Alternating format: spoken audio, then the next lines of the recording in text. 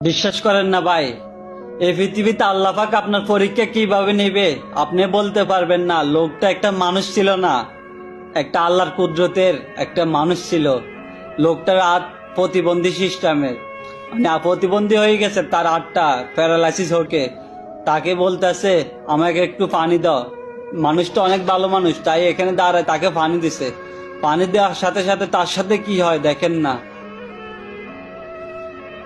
একটু পানি মেলা মারছে, আরে লোকটা গায়েব হয়ে গেছে, তার হাতটাও ভালো হয়ে গেছে। আসলে আল্লাহ পাক আপনার পরীক্ষা কিভাবে করবে আপনি নিজেও জানেন না, এটা তার বাস্তব প্রমাণ।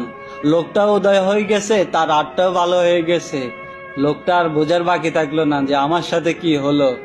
আল্লাহ পাক কাকে কিভাবে পরীক্ষা করবে এটা কেউ জানে না।